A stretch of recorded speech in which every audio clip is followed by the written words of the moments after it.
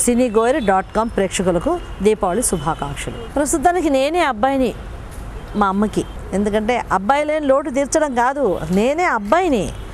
మా అమ్మకే కాదు, మేము 4 అక్క చెల్లెలు అని చెప్పాం కదా, తదిమా ముగ్గురికి కూడా ఒక ఆవిడకేమో తమ్ముడిని, ఇద్దరికేమో అన్నయ్యని. అదనమాట. నిక్కరు చొక్కా వేసి పెంచారు. అది ఫ్రాక్ తెలీదు, నిక్కరు చొక్కా. ఒక ఏజ్ వచ్చిన తర్వాత ఇంకా పావడా వేసి పెంచారు. మా ఫాదర్ ఆర్మీ కదా, కొంచెం ఆ ధైర్యాలు కొంచెం వచ్చాయి. సరే, ఇంకా అమ్మ కూడా కొంచెం డేర్ అండ్ డాషే కాబట్టి అది కూడా వచ్చింది కొంచెం. నేను సెకండ్, జస్ట్ 2 ఇయర్స్ గ్యాప్ అన్నమాట, అంతే. అక్కయ్య, నేను, నా తర్వాత 2 ఉన్నారు. అదే అక్కయ్యకేమో తమ్ముడిని, నా 2 చెల్లెలకేమో అన్నయ్యని. అలాగే పెంచిందమ్మ. ఎందుకంటే తనకు కొడుకు కావాలనుకుంది. సరే, ముగ్గురులో లక్షణాలు కనిపించలేదు, నేను కొంచెం డేర్ అండ్ డాష్ కనుక నన్ను అలా కొడుకులాగా పెంచుకున్నారు ఆవిడ. కాబట్టి చాలా ఆ ముగ్గురిని నన్ను సపరేట్గా పెట్టే పెంచారు ఆల్మోస్ట్. మా అమ్మ పెంచిన వాతావరణం ఏమో తెలియదేమో కానీ అలా నేను ఆ నెక్కరు, ఆ చొక్కా ముడి వేసేయడం, ఇలా బటన్స్ ఊడిపోయాయి కాబట్టి ముడి వేసేసుకోవడము. ఎంతసేపు మన సిగరెట్ ప్యాకెట్స్ ఉంటాయి కదా, పడేస్తారు, అవి కట్ చేసి అవన్నీ ప్యాక్ లాగా జోబులో పెట్టుకోవడము. ఎందుకంటే ప్యాక్ ఇలా పెట్టేసి దాని మీద మట్టి పెట్టి రాయి పెట్టి కొడితే ఎన్ని ప్యాకులు బయటకు వస్తే అన్నీ మనవి ఏరుకోవడం. ఒక గోళీ పెట్టి కొడితే ఎన్ని గోళీలు బయటకు వస్తే అవి మనవి అలా ఏరుకోవడం. ఒక జోబులో ఎప్పుడు గోళీలు ఉండేవి, ఒక జోబులో ఎప్పుడు ఆ ప్యాక్ అట్లా ఉండేది. ఇది గిల్లిదాండు ఉండేది, ఎనహాలు పెట్టుకుని గిల్లిదాండు తిరుగుతుంది. ఎవరు దొరికితే బ్యాచ్, ఆ బ్యాచ్తో ఆట ఆడేయడం. ముందు మామూలుగానే ఆడేవాళ్ళు, కొంచెం ఏదైనా విషయం తెలియనంత వరకు కొత్త బ్యాచ్ వస్తే చాలా బాగా ఆడేవాళ్ళు. రాను బ్యాచ్కి తెలిసిపోయేది మన డామినేషన్. తెలిసిన తర్వాత మేము ఆడం అనేవాళ్ళు అనమాట. ఎందుకు ఆడరు, ఎన్ని రోజులు ఆడారు కదా, ఇప్పుడు ఎందుకు ఆడరు అని చెప్పడం అనమాట. అట్లా వాతావరణం ఏం లేదు. అమ్మ హౌస్ వైఫ్, మాకు అమ్మమ్మ కూడా ఉంది. ఎందుకంటే మా అమ్మమ్మకి కూడా ఆడపిల్లలే, మగ పిల్లలు పుట్టి ఎవరు పోయారు. కానీ మా అమ్మమ్మ కూడా అమ్మ దగ్గరే పెరిగారు.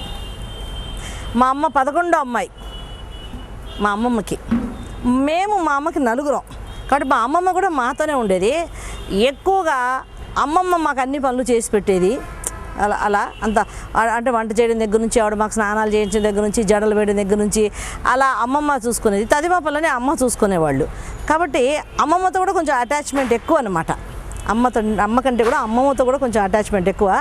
అమ్మమ్మకు కూడా ఎందుకంటే తనకి కొడుకులు లేరు, ఇక్కడ కొడుకులు లేరు అనేసరికి నేను కొంచెం మగపిల్లాళ్ళగా పెరుగుతున్నానంటే ఆవిడ కూడా నాకు సపోర్ట్ చేసేది.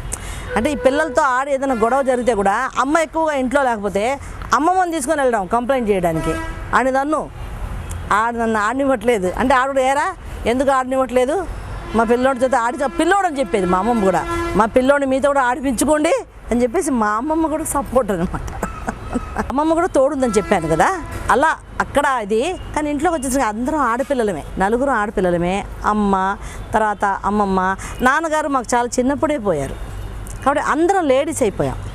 ఆ లేడీస్ అయిపోయేసరికి అమ్మమ్మ ఇంకా ఎందుకంటే ఎంత మగవాళ్ళ పెంచినా కూడా పెళ్లి చేసి ఒక ఇంటికి వెళ్ళిపోయేదే. మరి ఆవిడ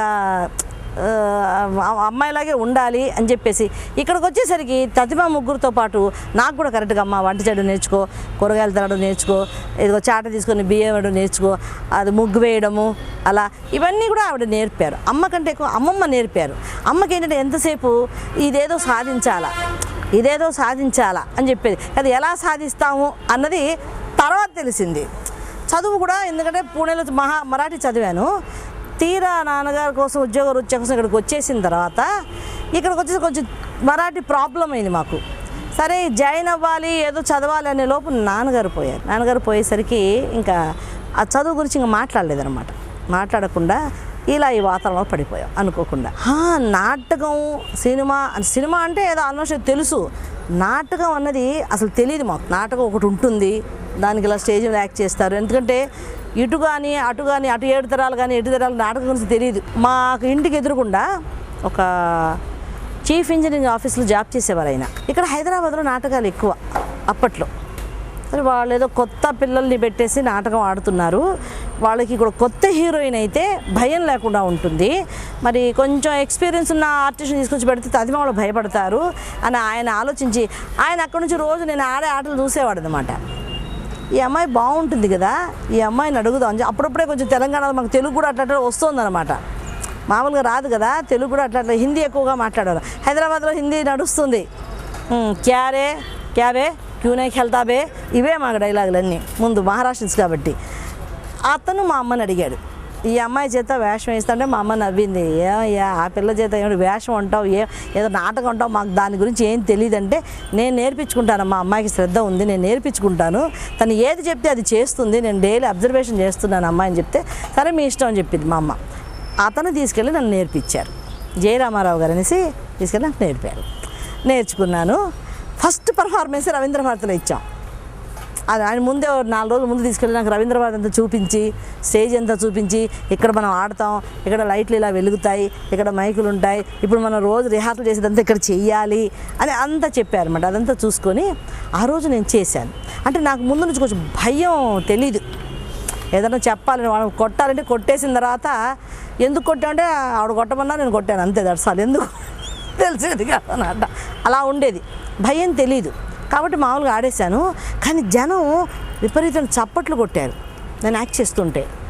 మనకు చాలా బాగా అనిపించింది, ఇదేదో బాగుంది అనిపించింది అనమాట.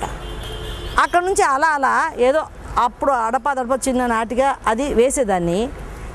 అక్కడ నుంచి అది ఏమైంది, నాన్నగారు పోవడంతో బాధ్యత అంతా నా మీద పడ్డంతో ఇది నాకు వృత్తిగా అయిపోయింది.